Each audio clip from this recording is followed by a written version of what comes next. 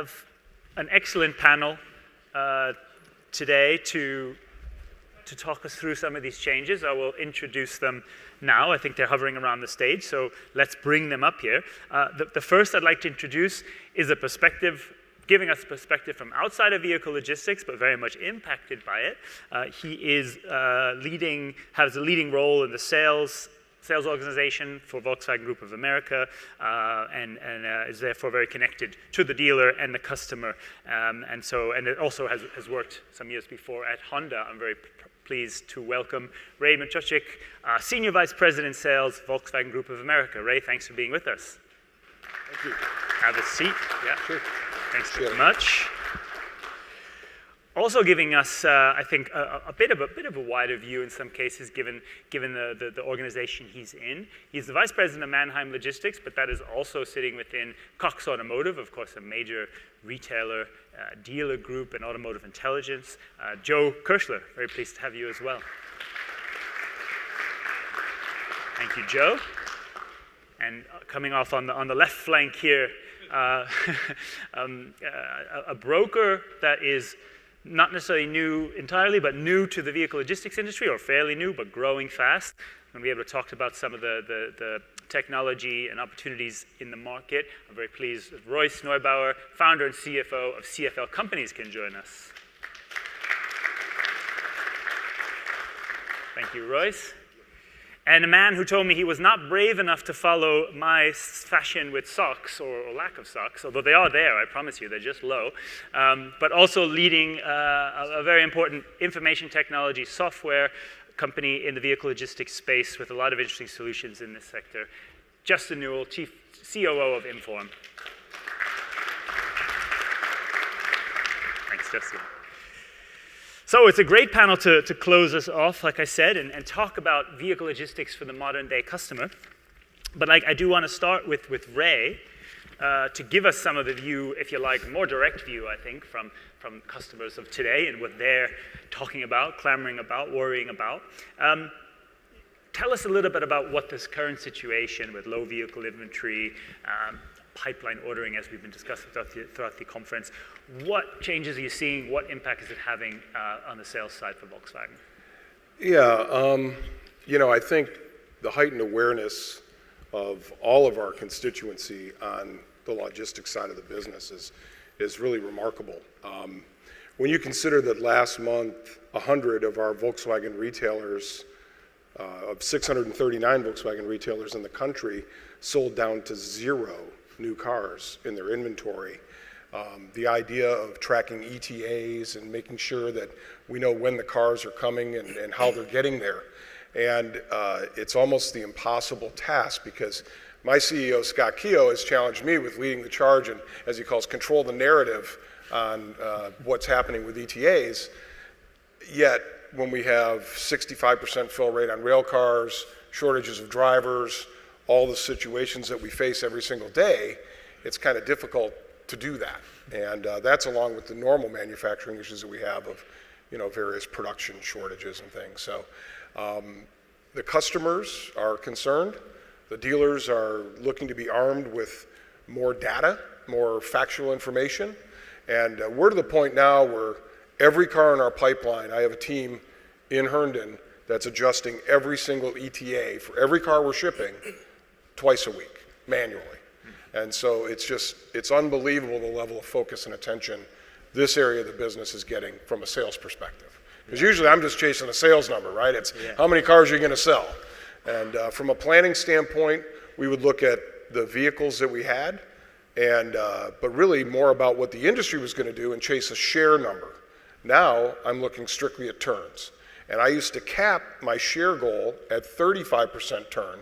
And now we're running between 70, 75, 80% turn overall. So it's a monumental change to our business.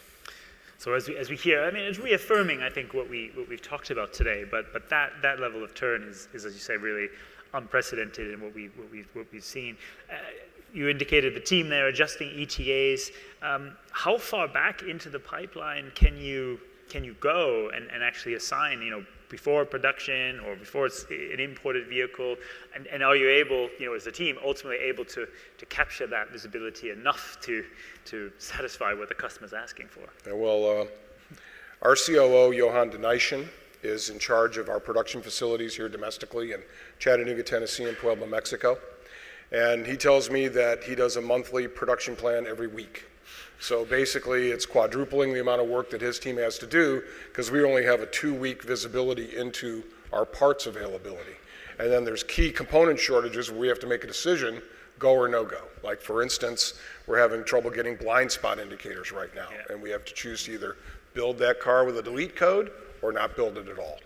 And so we have chosen to allocate only produced cars that are ready to ship, what we call checkpoint 8 forward. And we do that every other week now. So one of the side benefits of that is I get very current sales reporting because they punch up every Tuesday after the weekend business, or every Monday, and then Tuesday we run the allocation every other week. Right. So all we're allocating is built cars. So our visibility into the pipeline is limited to the ones that we're just trying to get to the dealers. And I had to laugh because Kurt said earlier, it's about getting the right car to the right place at the right time. And how many times have we heard that, right? It's like getting any car to any Volkswagen dealer yesterday is really what we're trying to do right now because we just have no vehicles and we're constantly fighting that. So it's incredible. And one more question just before we then bring in the panel so we have this perspective. We've now heard about what the impacts from the CEO, COO, and the sales group. So how is it changing the way you work with vehicle logistics, with the team that is actually tasked with doing this, for which previously perhaps you had less direct interaction with? How has that changed at Volkswagen? Yeah, it's constant. So a new goal is our group executive vice president in charge of logistics, and we are communicating, well, every Wednesday for the last year, we have a supply chain management call, and it's the last thing we do every day, or that Wednesday, 5 o'clock, and we just talk about all the various issues that are there, and what do we have to do to try and remedy it, and try and come up with a remedy and a date certain and a person responsible, so that we can follow up with it along the rest of the week. And so our logistics colleagues and the sales colleagues and the distribution team is under my side, so that's the allocation side of it, but making sure we have orders so that we don't ever have a gap, that there's cars coming off the line that don't have orders for them so that they can't ship them. Because like you say, we have to seize every opportunity that we have to ship a car to a dealer because they're looking for it every day. And I guess the final point I would make is craziest thing I've ever seen, but my National Dealer Advisory Council chairman says the number one thing he's going to accomplish is better ETAs. Now, that's pretty good for me. I mean, there's a lot of other stuff they could be complaining about in my history, but incentives or quality or all these things. But getting the car and knowing when to tell the customer is the most important thing that our dealer council wants to accomplish this year. So it's pretty incredible. It is indeed. It is indeed. I don't know. I'm sure probably the first we would have heard of that. And I think, okay, the call is at 5 p.m. on Wednesday. I know, Rich, make a note. Annual goal for Detroit conference. 5 o'clock on Wednesday is not the time when we ask them to come on stage. Don't call anew at 5 o'clock on Wednesday. Absolutely. Okay. Well, thank you, Ray. I think that gives us a great scene setter, if you like, for what's happening with the customer or the sales side. I want to talk with the panel a bit more now to hear some of your reflections on that. Joe, maybe I'll turn to you first. Mannheim and Cox, obviously you're also working across dealers, logistics providers, auctions. How is this changing? How do you, the current implications for you? Yeah, so I think the pandemic in general completely changed all the supply chains I'll focus on the dealerships who we support because we've got the OEM view a lot today. But, we've lost a tremendous amount of capacity. Most dealerships focused on those owner-operators, 1 or 2 trucks, and a lot of those just went out of business. So we've seen a huge uptick in requests for either our full-service business or even more on our self-service business, where every day it just keeps growing and growing and growing. We need help, we need help, we need help. And structurally, some of the things that are happening, as you mentioned, some of the production issues, people are now buying cars from much further distances. So before digitally, we'd say it's 250 miles from the dealership. Now, you're approaching 450, 500 miles from those dealerships just to get the inventory they want, which already stretches very thin, the capacity.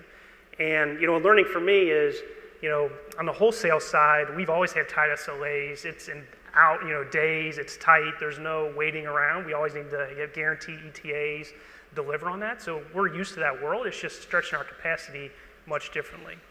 And then if I think of how a lot of these wholesale cars are sold on the auction side, going into the pandemic, 50% of all cars were sold sight unseen digitally. Kind of like we talked about what Carvana's doing, 50% were done.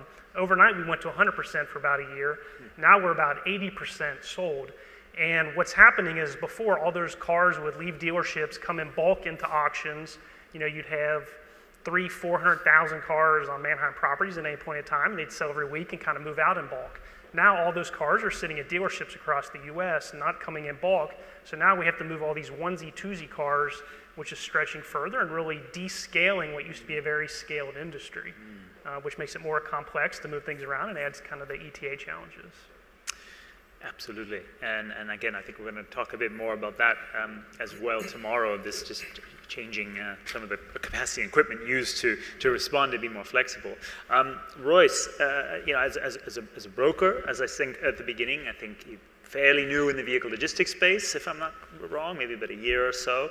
So in a way, born in this disruption, I guess you can say, or at least your service is here. How is it making you engage with customers perhaps in a different way than traditional players might have been? Yeah, so I've never really loved the term broker. I've been in the industry in logistics and supply chain for 22 years now, and I've always looked at our role in the supply chain as solutions providers. My goal is to come in and analyze problems like you're discussing right now, and problems that Ray's bringing up, and see if we can provide a solution there. So when we approach an OEM or a marketer or a financials company, we just want to have dialogue. We're not coming in saying, hey, just give us VINs, we'll ship them. We want to know where the skeletons are buried. We want to know what the issues are. And our team will collaborate, and then we source to our carrier market. If we don't have the carrier market to provide those solutions, we're okay saying that. We're not going to make promises that we can't commit on, and we're not going to promise something that our carriers can't commit on either. So we need to know exactly what they need financially, what they need from a consistency basis, so they can build their assets around that opportunity. So I think we look at it a little bit differently. We're problem solvers, we're solutions providers, and if we can provide a solution and make that supply chain better and more efficient and more transparent, then we'll bring those opportunities to our shippers. If we can't, we'll tell them we can't, and we'll try to find a new solution, but it's just going to take more time.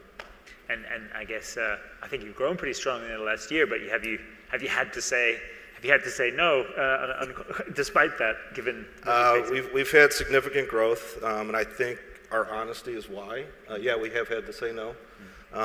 We've had to ask for more information. I think one of the biggest challenges that we've found is getting some of our shippers to really be open and honest about what problems they're having, right? Not everybody wants to admit that there's a problem, or that a mistake may have been made, or they didn't find a solution. So getting that open dialogue is the key for us. The more information we have, the more data we can work with, the better solution we can provide.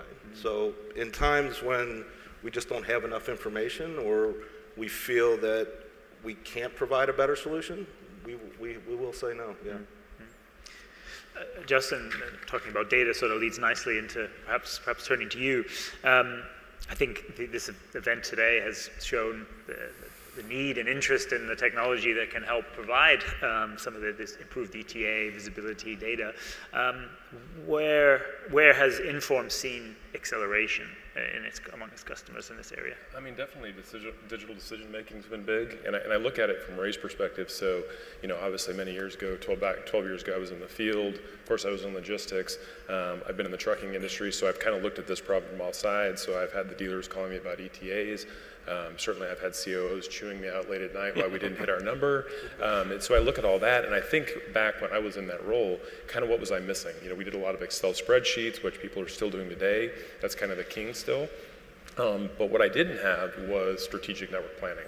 I didn't have the ability to run simulation studies and plans to kind of build that plan B what if scenario. And that's what we have today. So we've got people, obviously partners like the VW Group and others that are doing that now, where they're not just looking at for strategic network planning for, what can I do if something happens, or doing it when it actually happens. They're building that future out as what are the plan B scenarios all the way through the network. Could be weather, could be a vessel incident, anything that we face. And I have to say, thank goodness I'm not on the logistics side anymore, because this last 2 years, I don't envy you guys. And I think that's where we're kind of seeing is that everybody's looking for that ability to be better with technology and incorporate some form of AI into the solution. So. And yeah, I mean, is that already starting to happen? If we take the ETA, for example, I mean, Ray talked about a team in Virginia manually adjusting and twice a week for each vehicle. Now, I'm sure that reasons for that because there's so many variables at the moment, which I don't know if the AI is ready for that, and there's no data pool no data pool really to kind of handle that. But are you seeing areas on the ETA where actually machine learning and AI can already start to play a role? Yeah, absolutely. I mean, you're looking at dynamic route optimization where it can change routes. And again, if you can get your entire network into some form of AI, in a TMS where you're getting all the data points, you have accurate data, because I've heard that throughout the conference so far today, people talking about accurate production data, accurate data from carriers, accurate processing center data, all of those things. One other aspect is, and when you look at an ETA and why it goes off course, it's usually not the planned activities like accessorization and things of that nature, it's the quality actions. It's we weren't planning for a quality action on that car. And if you can optimize process, and again, working with the VW Group, we're currently working with the port quality team to optimize workshop actions and do things, because if you can speed those processes up, obviously you're going to get those cars to market or to the dealers quicker, and you're going to be closer to your original ETA that you planned out in your entire network. So.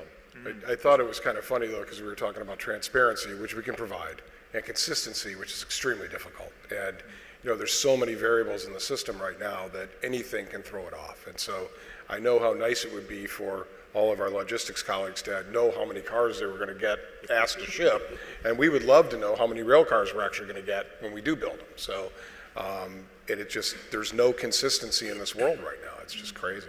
Yeah.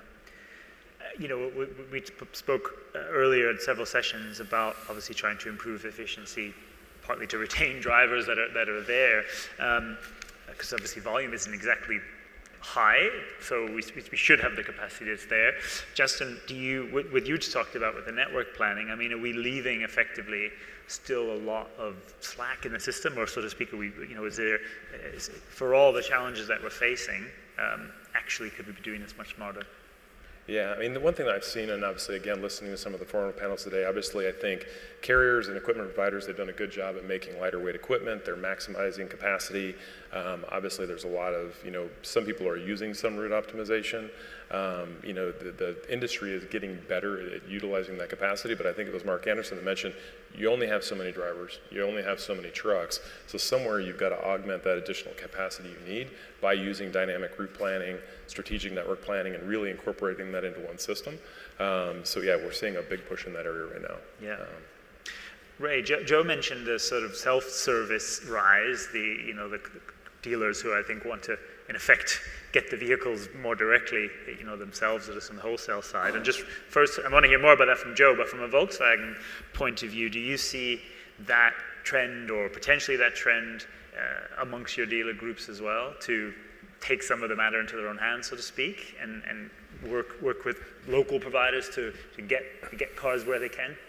Yeah, I mean, certainly in the extremes, when we had the ultimate lows of availability, and a more consistent, I mean, we were down to 6,500 cars on the ground in December, whereas a year ago we had 60,000 cars on the ground, so just a 10% of the inventory. Dealers will request that opportunity, but the fact of the matter is it really kind of gums up the works at the ports, right? I mean, we have cars and we have to get them efficiently moved through the system, and especially we do a big port installed option business too. So the more confusion, the less process that we go through, the harder it is. So that really hasn't been a big part of this, where dealers asking to pick up cars direct. Yeah. But then you get that one, right, where why is this thing sitting here? We haven't done a good job of making sure the first one in was the first one out.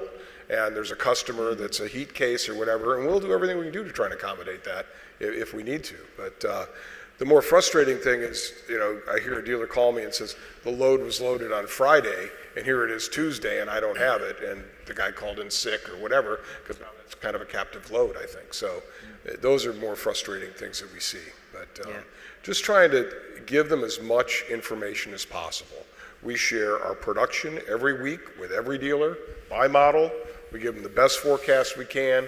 We talk to them about what our targets are, and we continually just keep sharing information. And generally, when I hear from my colleagues, the dealers that have multiple lines, I think we've done a pretty good job of that at Volkswagen this year. So, and I think we'll probably get to about the same number that we sold last year. But that's because we've taken a lot of the fleet business out, and we're putting it all through the retail channel. Yeah. So that helps our dealers to be profitable, more profitable. It's amazing that we're going through all this and yet everybody's making more money. That's the thing that's kind of crazy.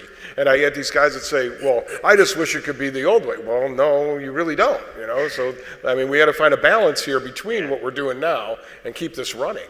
Yeah. Because frankly, I've been able to take Volkswagen a lot further than I ever could have from an incentives cost standpoint. If this hadn't happened, there's no way we would have got all that money out of this market in a year and 2 years. No way. Yeah. So it's an interesting time. Indeed. Joe, you talked about this descaling, or was the scale sort of industry. I mean, where are you seeing that in particular? Is it amongst particular groups or regions where this is starting to happen more? Yeah, I think the trend on the wholesale side now is for the owner of the assets to keep the cars where they're at, so they don't have to incur the logistics expense. Right. So before, when everybody had to get together, physically to see the car, to buy the car, you had to ship all the cars in, and we were doing all types of optimizations. Where's the best place to ship the car to get the most residual value to help the OEMs when they're selling the off-lease cars or the repos, whatever they may be taking back. But I think today, with everything just sitting out there, you're seeing that descaling, and there's a lot more competition on the Manheim side too, with a lot more software providers just coming on, just selling cars digitally. And where we see an opportunity with that then is how do you actually go and deliver those cars, right? It's very easy to sell a car online, build a fancy website. It's very hard to have it show up at your house or wherever it needs to go very quickly and efficiently with no issues. And I think that's where we're spending a lot of time and effort right now. Royce, do you identify that as a solutions provider? Are you getting deeper into that space as well? Yeah, I think especially over the last 9 months, we've definitely seen our opportunities became more diverse, from the, traditional 8, 9, 10 car hauler loads nationwide to, hey, I've got these 4 singles, they have to go 400 miles in separate directions. So, I think for us, that's a huge opportunity because I think the consumer has definitely changed, right? So that's a forward-thinking way of driving that change through a network that is becoming more and more fragmented because of all the diversity that's been created through COVID. So, yeah, that has been a challenge, but it's been a fun challenge for us to attack, and we've really built out our carrier network to provide solutions like that. And we're very cognizant of brand awareness of who we're working for, so we want to make sure we know who's delivering that vehicle. We want to see what the actual truck looks like that's delivering it, what the driver is wearing. We go through a coaching process, especially if it's home delivery. So it is a different process, but I think it's a huge opportunity that's definitely not going away. Yeah, but it's a good point. I think when you get into that level of home delivery and subcontracting down, if you're not controlling those standards, that can, I'm sure what get picks up. Justin, when we think about network optimization and design, I tend to think of it in the larger scale kind of industrial operations. Here, we're kind of starting at least parts of it in the wholesale side, breaking into these fragmented sides. Are those areas where an Inform is also looking at solutions that to help optimize? As far as compound management, or as far as like the entire network? Yeah, for compound management, or I mean, like even on these smaller scale, like home deliveries or individual side. Yeah. Yeah, I mean, we're already building that into our solutions. So again, I think the model's changed. So obviously, if you go back a number of years, doing direct-to-consumer model, that didn't exist. Tesla's kind of opened that market up. Now you've got the Lucid, the Rivians, the VinFast. They've all got completely different delivery models, and obviously they're going to incorporate different apps, checklists, and things of that nature. So from a technology perspective, you've got to build that stuff in. I mean, you've got to be thinking about how do you deliver it. So ePod, damage inspection, route optimization, all the things that you have in a standard TMS or should have in a standard TMS, now you've got to incorporate that direct-to-consumer model, and it could be through a partner. I mean, obviously, some of these companies are looking at partnering with, obviously digital auction houses and different ways of getting the cars there. So obviously the technology plays one important piece, but the expectation for the consumer is also advancing. Now customers are going to be able to watch their car through the delivery supply chain with an app. That's scary. I've heard OEMs mention that this morning, that it's like the more visibility they have, the more my phone rings, the more emails I get, but that's the reality. They want to see it. Over the last couple of years, getting Amazon packages to our door, that's spoiled us all, because not only do you get good visibility, sometimes you order something and you're shaking your head thinking, I cannot believe I just got this so fast. And then we get to the car. And then it's like, we'll get it there in 3 weeks. Does that sound good? And so I think that everything, it's all evolving. Now they're using apps. We have customers where they can actually order accessorization via an app, add-on services as the car is coming down the chain. So it's going to change. That's where we're heading. Ray, what do you think? Will your customers be excited to learn about what their car is doing in the beautiful Emden at a certain point in time, and as it's waiting in the port? I mean, to what extent do you see this level of visibility for the customer becoming more important? Well, we sort of conducted a social experiment with the launch of ID4, because that was a different methodology of distribution and allocation than anything we've ever tried before. Excuse me, we set up a reservation platform online, we hosted it on our website, and then the customer was able to go in, spec out their car, and then pick their dealer. And that's, Steve talked about it this morning about, how there's still an allocation system you have to match up. We didn't do it that way at VW, and our legal team said, you're fine, because any dealer can get any customer to order a car to their dealership, and it's okay. So, and we've sold about 22,000 ID4s since launch last March, and that's less than we expected to do in this time, of course, because of restricted supply. But we've still got 20+ thousand sold orders, so essentially the 22 model that hasn't even hit the shores yet is sold out. So the customer's expectation, it was a very big learning experience for us, because obviously there were delays. These are highly technologically, these are computers on wheels, and they've got a lot of chips, and so there were challenges throughout. And so managing that was a very good learning experience, and as we continue more launches of electrified vehicles, we're going to continue to use the reservation platform. And I don't really understand, or I really can't even comment on why we've put it in a box and say it's electric over here and ICE over here, but I'm okay with that, because I think it gets really complicated, and I think we're better off using a standard allocation formula for the ICE cars and then some modification. But we've got this ID Buzz coming out, and we expect it to be super hot. I don't know that I can just use a reservation platform to do that. So we're trying to find, like Steve talked about, a combination between allocation and reservation. So it's increasingly complicated, no doubt about it. Our business used to be much simpler than what it is now, for sure. Yeah. Joe, I think last year, or perhaps in 2020, Manheim partnered with DHL, specifically to digitize more of the wholesale vehicle supply chain.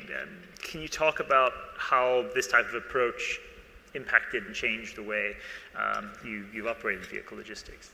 Yeah, and a lot of it was forward thinking. So, we've heard today, and we haven't really used the word just in time, but, a lot of what's being described here is we need just in time delivery. And then if we looked at what our sister companies, Auto Trader, Kelley Blue Book, all the software products we're selling, everyone wants the digital retailing as you're describing. They want the car to show up. So if we put those two together, really what we're looking for is how do we move from, I don't want to say a broker, but a modified broker to a supply chain manager. That's very different in the expectations we're bringing to market. That's much more like consumer packaged goods. It came up today, if Procter & Gamble is drop shipping things to Walmart, it needs to be there immediately. That's what we're being asked to do today, and it's only going to get more that way the more direct to consumer business we're doing. So when we started looking at that, look at the landscape, we made a decision, well, why don't we partner with the largest consumer packaged goods, consumer supply chain company in the world, DHL. And we're kind of co-building using our years of experience and capability and their worldwide supply chain systems, kind of a logistic solution. And it's focused probably primarily on three big capabilities we don't have today. So the first we've talked a lot about, load optimization. With all these cars being all over, the 15, 20,000 orders we're getting a day, we can't be selective when they're coming in online and say, we just got to move them, right? So we need algorithms that can constantly be looking, how do I build full loads to go get that car, those 2 or 3 cars in Montana and Utah, and make sure we're hitting the SLAs and kind of bring it back in. So one area we're focusing a lot of time and effort is the optimization capabilities. The second thing is, how do we take speed out of the process, right? A lot of the assets we're getting, there's a ton of repos. You're verifying the car, you have to call the repo lots, fleet lease turn-ins, are the vehicles there? There's a tremendous amount of manual work in the process, and our goal working with DHL using their order management systems and the TMS is how can we automate 90% of all that, which allows us to get those cars dispatched much faster than they are today, which improves the SLA time. I think the one I'm probably most excited about is, when you're dealing with, 3,000 to 5,000 pound assets, something always goes wrong, especially kind of on the used car side. We're not usually dealing in full shipments, brand new cars, there's always something. So DHL showed us this predictive analytics capability they have where, they have systems, a lot what they're using in consumer packaged goods coming into plants. They're monitoring in real time weather across the globe, social unrest. They actually identified COVID back in 2018. They showed us the alerts that were going off, and they were already moving things out of China well before anybody knew it. So we're going to have access to those capabilities to plug in, simple weather things, whatever it may be, to kind of automatically, dynamically reroute, redispatch all those cars so that they don't become issues, because so many people always reach out, where's my car, where's my car, where's my car? We need to get much more proactive. Here's where your car is, we got it covered. And then lastly, if somebody wants to see, we'll have, the industry's best tracking solutions, RFID if people want that. And I'm not sure everyone really wants that, even though they talk about it a lot because of the visibility it provides. But we'll have all that too for people to be able to see. If they don't like the proactive outreach, they want to be able to search and do that, we'll have that capability as well. So those guys at DHL probably all moved to cash like the members of Congress, right? They saw it coming. Yeah, well, let us know what the next, if you find out, I don't know, what monkeypox is coming in the next place or what, whatever we can, and especially if it's here, we can just flee the room as quickly as possible. But Justin, there again, we come back to digital optimization opportunities and talk to us a little bit more about where, if there's other innovations or opportunities that you're seeing in this area. Yeah, I think there's a couple different things. Certainly, and people talked about telematics, or I think Chris Stiles mentioned it. Telematics, certainly we're already seeing that now. So vehicles are starting to communicate. Obviously with systems like ours, we're taking tire pressure, battery, some of the key data that you need. And certainly as a vehicle goes through the supply chain, those things, if they're not checked, if you've got a low tire, you've got a dead battery, you can face damages. The other part of it is that from a process standpoint, if you're checking those things and you're going out into a compound and you need to check battery, well, you don't need to check all the cars that have good battery pressure. So you save not only money on the processing side, but you're also optimizing that process by not checking those cars. So we're seeing a lot more interface when it comes to telematics. I think location data is going to be key in the future. All the new players that are coming in from the electric side, they've got all that data. It's just a matter of when do they want to turn it on, how long do they want it on the supply chain, when do they turn it off when it gets to the end customer. But that's going to be incorporated into our solutions in compound management, track and trace, ETA. So those are key. And I think another area that is just kind of interesting for me is autonomous. So you're seeing a lot of autonomous vehicles, and the vehicle logistics industry hasn't used autonomous vehicles, but like you look at maritime ports, you go back 15 years, Port of Hamburg, you've got autonomous vehicles picking up 40-foot containers completely autonomously, and solutions like ours are helping them determine how to get across the yard, what's the best route, which one should take them, crane optimization, and all those different things. Now you're seeing it come into distribution centers, so you're seeing autonomous shunting vehicles that are going to be picking up trailers autonomously and moving them. Something's got to tell those autonomous vehicles what's the best path to get to dock door 100, and then you're now starting to see it move into vehicle logistics. So you're seeing autonomous vehicles pick up vehicles, move them in the yard autonomously, so I think that's where it's heading. And one that's really interesting for us right now, we're doing a test in the Atlanta airport with Delta and Will, and it's autonomous wheelchair pickup for passengers. So literally somebody has to walk alongside this wheelchair, but it knows the path, it moves through the airport very slowly. So if we're seeing it in that type of a customer retail service, it tells me that this industry is going to have that at some point in the near future. Very interesting. You can see the potential out there.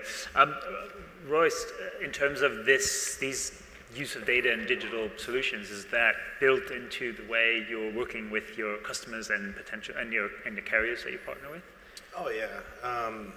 It started back in 2016 with simple things like live track and trace, right? Now we're bringing data into route optimization, but one thing that we're building on our end is capacity optimization with our carrier network. If I have a carrier that has empty capacity on that truck driving right past one of my customers, why can't I throw one more VIN on, one more vehicle on, right? So I think one thing that's forgotten in this is the carrier. How do we help the carrier improve and optimize their capacity, right? So our focus is always from the carrier perspective first. The issues with, obviously fuel costs, driver retention. How do we make sure that our carriers can grow? And the best way is to optimize their capacity, optimize their routing, to allow them to turn more miles, more efficiently, more effectively. And the more cars that are on that truck, the more the driver is going to get paid, the more the carrier is going to make. And so, we're bringing that data internally and sourcing our carrier network to maximize their capacity throughout their network in a non-contractual way, because it has to fit their network. They're contracted to the OEM. We understand that. But we still want to be a solutions provider for them and help them maximize their growth. Great. I want to go back to the customer again, or let's say the end customer.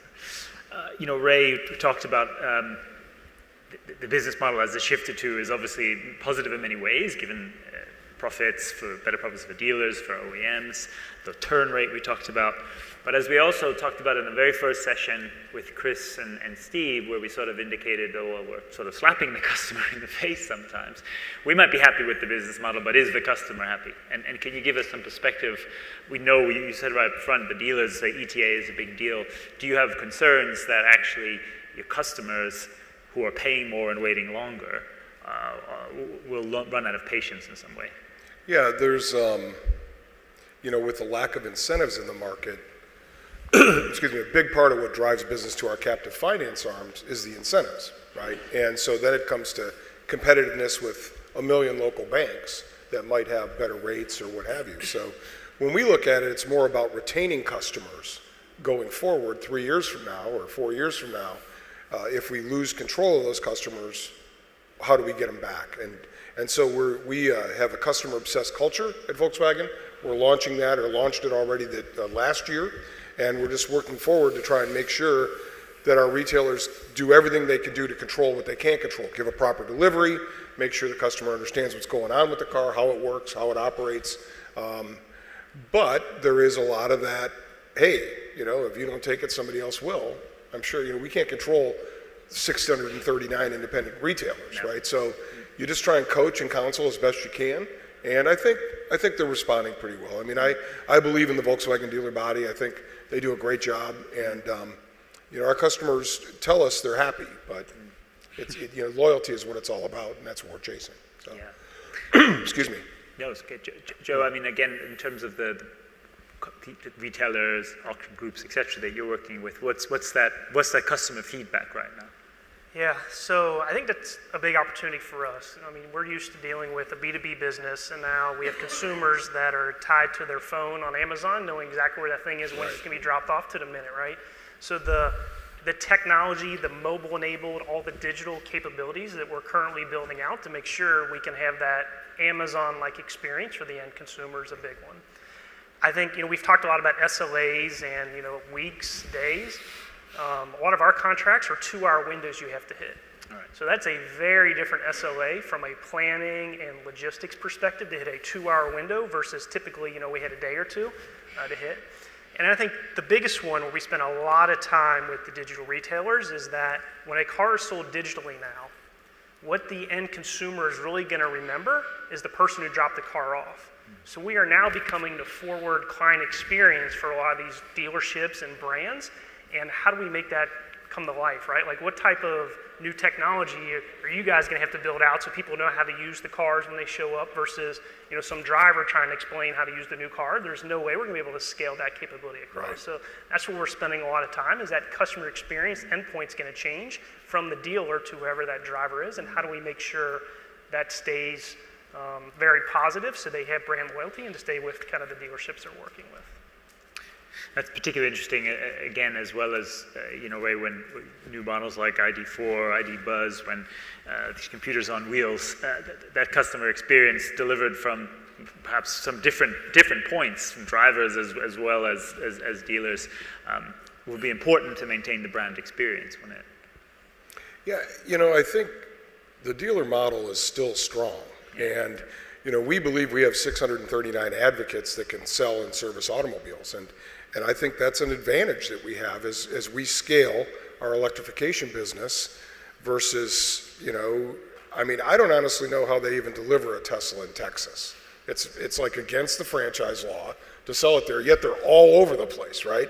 So how do they service them? How does that work? And I think it can be a competitive advantage for OEMs, existing OEMs, the franchise dealer network, as opposed to being a hindrance for all the reasons that you talked about. How's a driver going to deliver a car, especially if it's a computer on wheels?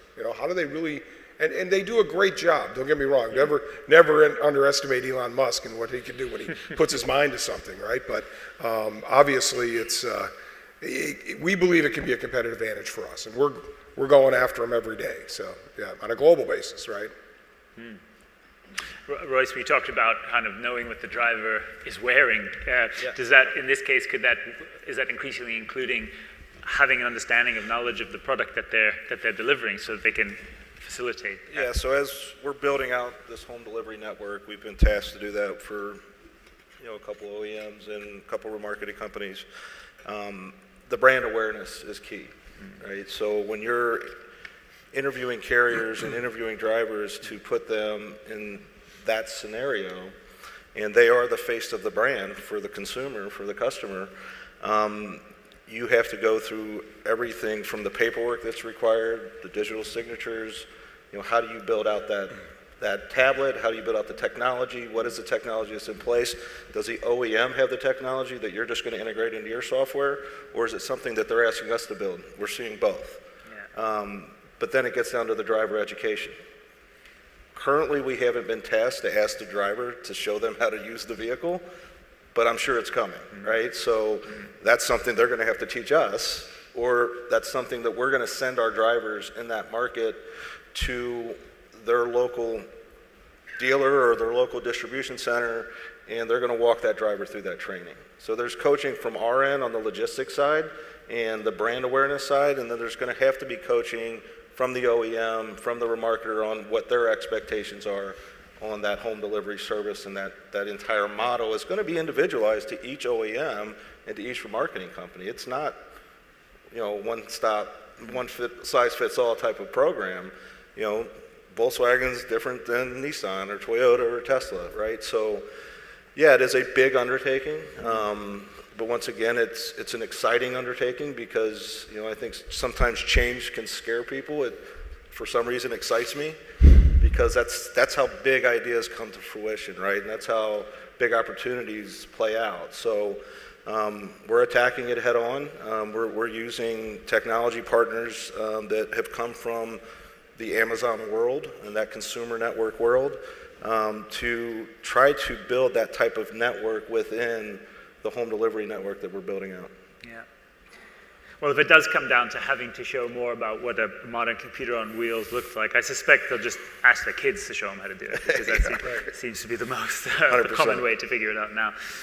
Justin, when we were in, I can't remember, it was one of the earliest sessions when we were talking about not having a driver, having to use 10 different apps or 4 different apps or whatever it might be.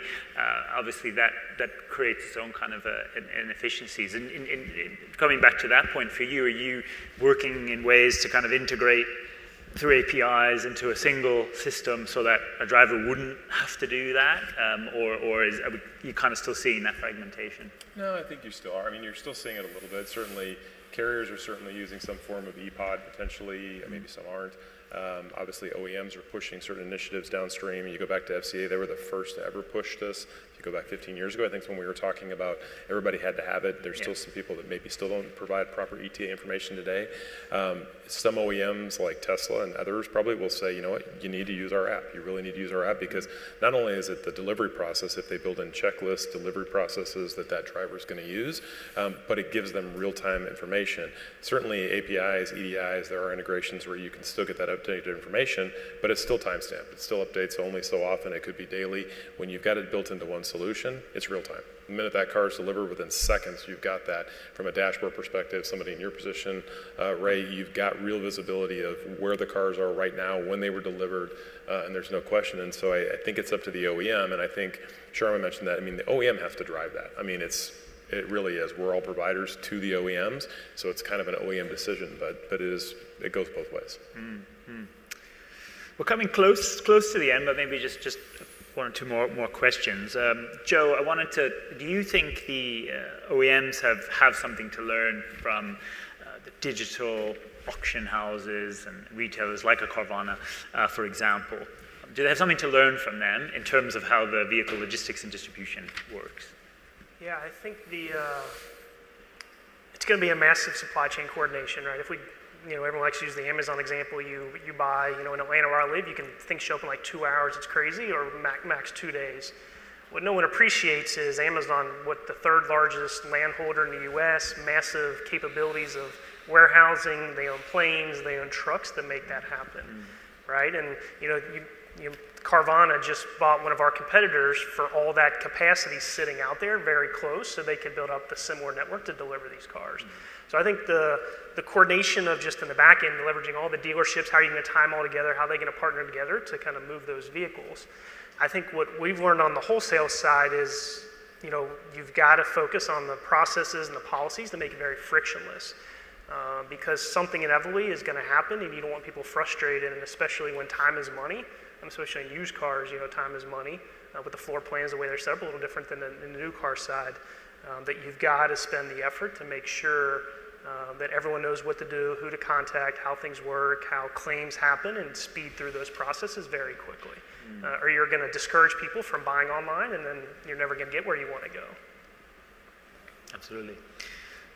So maybe the last question I'll put to everyone on the panel. We're in a period of change, and I think there's a lot of expectation that these business models will continue to evolve further. So what would be your vision for vehicle logistics distribution sales model in the longer term over the next 5 years to be for really sustainable? And I mean sustainable in the sense that it will endure beyond whatever conditions might be making, leading to the current shortages, and perhaps also ensuring customer satisfaction as well. I'll start with you, Ray. Is it more of the same as we are now, or does it look different? No, I think Joe used the right word. It's frictionless. That's what our customers expect. They expect we've created an environment where people get what they want when they want it, and excuse me, that's what needs to happen in order for us to be successful. And we're putting a lot of time and energy into a frictionless model. And but it's a challenge when you have independent retailers because not all of them believe in that. So it's an education, it's a culling, it's a weeding out, it's all those things. But I think it's the right word. Yeah. Justin, what about from Inform's point of view, your vision for what serving the modern customer should look like over the next 5 years, and the technology that's needed to support that? Yeah, I used a little bit earlier, obviously incorporating telematics. We know that autonomous, vehicles are going to come into play. Optimization, a lot of people use optimization, but really using AI and algorithms to perform those kind of strategic moves. It could be berth optimization, truck loading optimization, things in the port where you actually are optimizing process and reducing distances, dock door utilization, things of that nature. And I think when we look at e-commerce, obviously we all agree that e-commerce is going to continue to grow. So you've got to take those systems and got to make them customer friendly. And I think Joe mentioned it, that everybody can build a configurator. Not everybody builds a good configurator. So the site has to be friendly. The GUI, the user interface has to be intuitive. It has to be something that customers want to use. E-commerce, I think, has increased $290 billion in the last 2 years. 40% of all consumers have said they've changed their buying habits in some way or the other over the last 2 years. And I think right now 30% of all cars are purchased online. That trend's going to continue. It's going to keep going in that direction. So we have to continue to adapt, not only from the OEM side, service provider side. Technology's got to be faced in that direction, in my opinion. Royce, your vision for being the service provider, if you like, of the future customer. Yeah, I think, the digitization of this space is only going to continue to grow through AI and technologies like Inform, between route optimization, capacity optimization, and just shipment optimization, right? So, the consumer or the customer of the future, it's now, right? I mean, you get Uber Eats, you get DoorDash from your thumbs, you get Amazon from your thumbs. My niece ordered a Jeep a month ago with her phone, right? So that's not the old way of buying a car, looking under the hood and kicking the tires. And her expectations is to have that delivered at her house when it's ready. So, with that mindset, I do love the word frictionless. It is an absolute must in how things are purchased today and how, the consumer wants their product. It has to be frictionless, it has to be simple, and it has to be now. It's a lot of work, it's going to take a lot of effort, but I do think, I always kind of look at, I use this in my business all the time, do you want to be Blockbuster or you want to be Netflix? Right? I mean, going to Blockbuster and buying a video was easy and it was fine. Netflix was better, right? So what's better? How do we make it more frictionless for the future?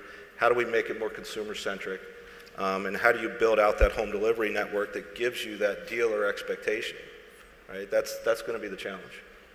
If only Netflix had come up with a way to charge customers $3 for like a late stream return, then I think they would really have cracked it, right? Or fix their share price. Yeah. Absolutely. Joe, again, your vision as the customer changes and for what, serving that wholesale market. I think from our perspective, we need to move from being kind of the logistics broker to more that supply chain manager, right? We're being asked to move cars across the country on 9-car haulers, put them into reconditioning centers, add gas, do whatever, clean them up, then put them on a flatbed truck to a consumer. That's a very different capability than currently exists kind of in the logistics space. And we've all talked about all this technology optimizations. I think all that's great. Where we spend a lot of time is how do we make it simple? Shippers shouldn't have to deal with all that stuff, right? We often, I love to use the phrase, everyone wants the RFID tracking. That's because something went wrong, right? We should be challenging ourselves. If the car shows up on time, no one cares where it's routed, what's going on. They're only doing that because it's not showing up on time. And we are doing everything we can to simplify it down to make sure that car shows up on time. And we'll have all that other great technology as well, but that shouldn't be the expectation on the shipper to have to do anything. Absolutely. Well, we've sort of run out of time. I didn't actually ask the audience if you had any questions. I'll give you one last chance, actually. It would be, I think, the first audience question of the day. So I'm not holding my breath to sit it this way, especially when I know that there's beer on the horizon. But I do think that was a great point to end on. And I actually want to thank our panelists for your input on this. Was a great way to cap off the day, talking about the customer changes and what we need to do as industry to serve them. So thank you for your input. Thank you. Thank you.